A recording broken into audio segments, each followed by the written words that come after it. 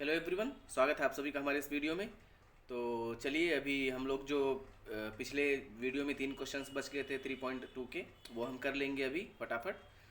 तो question number 9 हमारा है, in the natural numbers from 10 to 250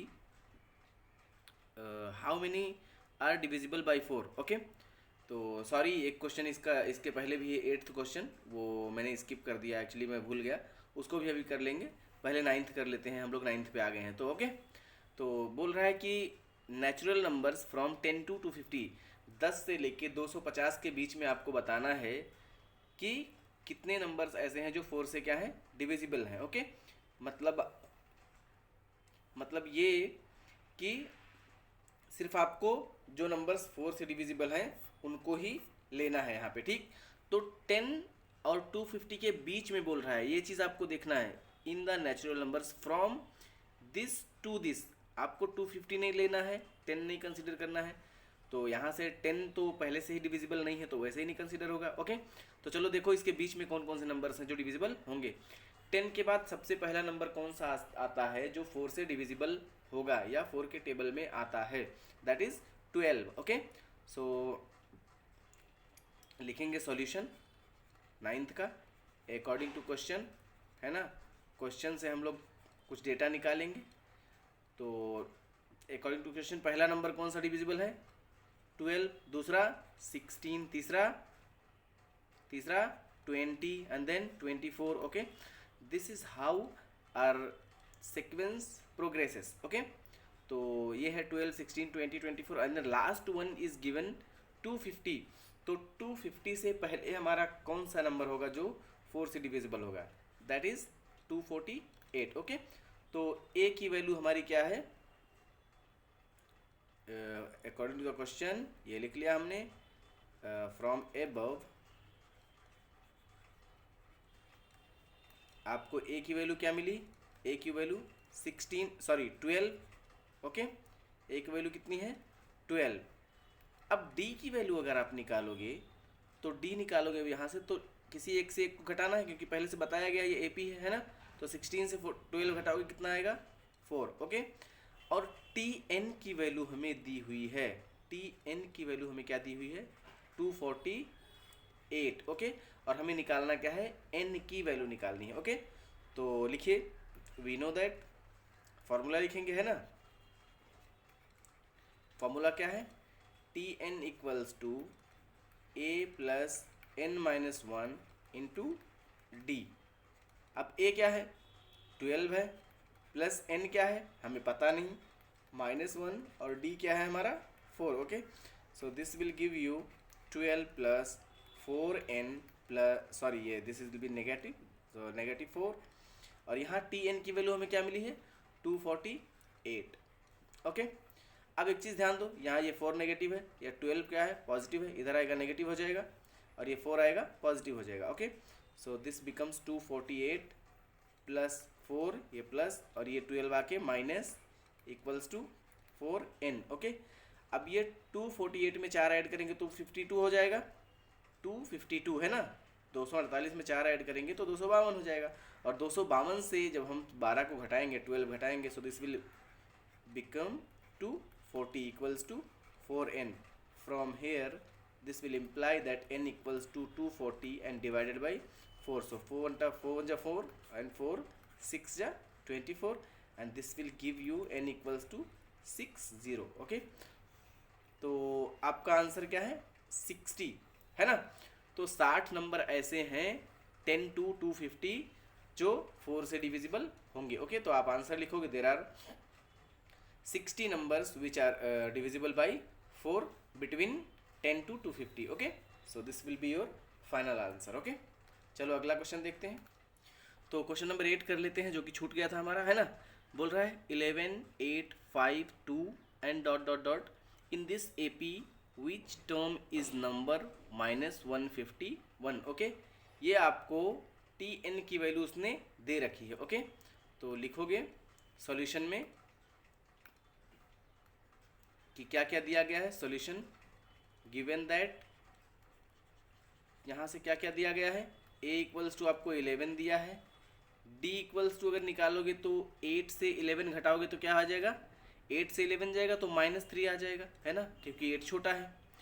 और Tn इक्वल्स टू दिया है -151, ओके, 151, सॉरी ये आपको 151 दिया है, मैं यहाँ पे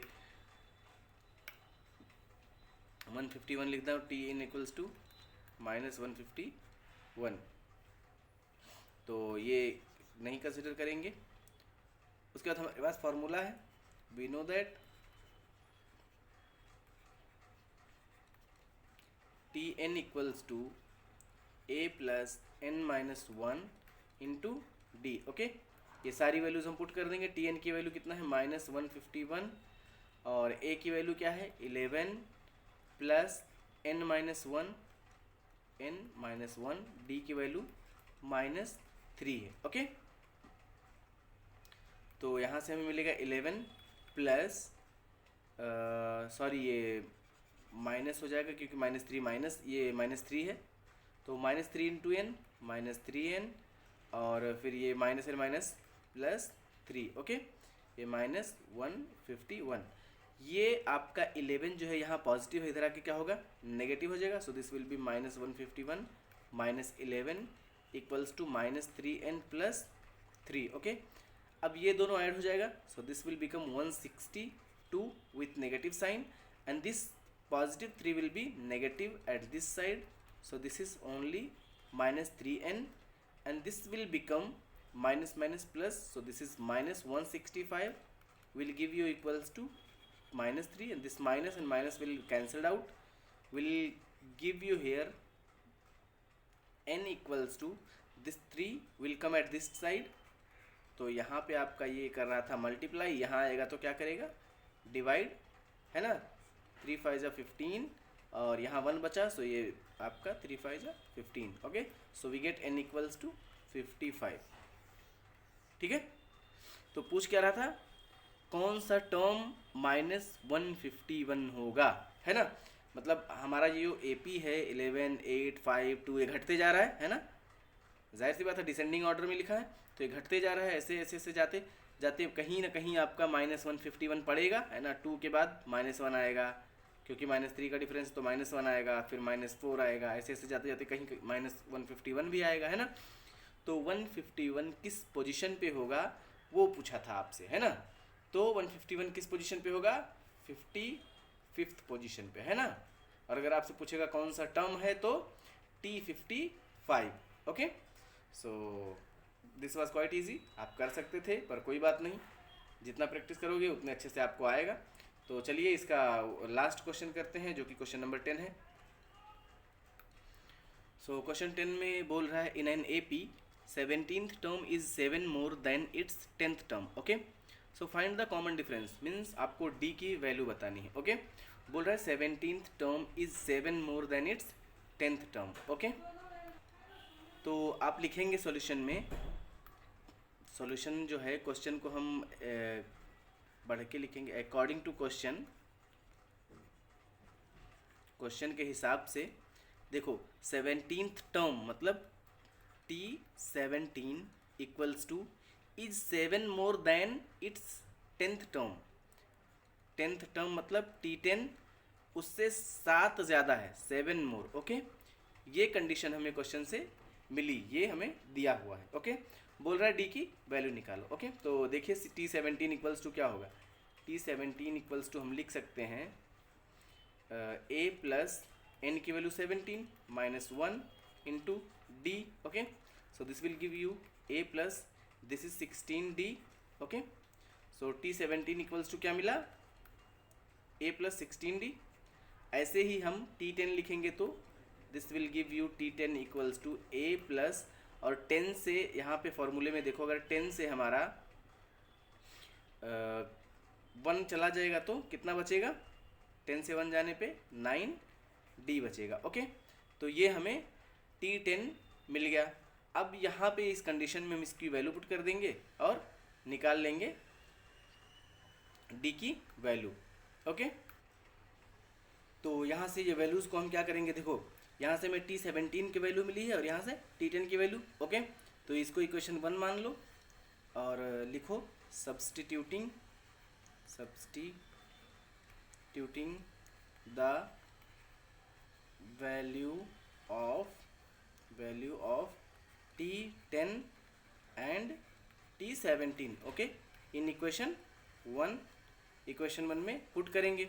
अब देखो T17 की वैल्यू हमें मिली है a plus 16d equals to T10 की वैल्यू क्या मिली है a प्लस 9d और प्लस 7 ओके।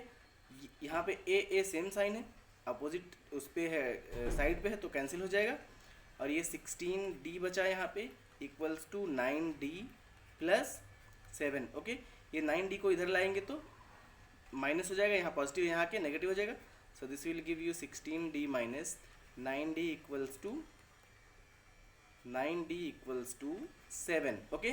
सो 16 से 9 जाएगा तो कितना आएगा 7, 16 से 9 जाएगा तो 7d हो जाएगा और यहाँ पे 7 और यहाँ से जब हम 7 को इधर भेजेंगे so this will divide and this will become 7 divided by 7 equals to 1 okay. तो कॉमन डिफरेंस क्या है CD इक्वल्स टू 1 ओके। आपसे सिर्फ उसने कॉमन डिफरेंस ही पूछा था ओके। तो यहाँ पे हमें D की वैल्यू 1 मिल गई। इस तरह से आप सारे क्वेश्चंस को सॉल्व कर सकते हैं और आपका प्रैक्टिस सेट 3.2 ओवर हुआ और आप लोगों से बहुत ज़्यादा रिक्वेस्ट है कि आप लोग क्वेश्चंस को खुद से सॉल्व करें। जितना ज़्यादा प्रैक्टिस करोगे उतना ज़्यादा आपका कॉन्सेप्ट क्लियर होता चला जाएगा ओके। और ये ख़त्म करता हूँ मैं वीडियो यहीं पे, फिर मिलते हैं अगले वीडियो में और अगले प्रैक्टिस सेट के साथ ओके। तो तब तक के लिए अपना ख्याल रखिए और क्वेश्चंस प्रैक्टिस करते रहिए okay. Thanks for watching the video.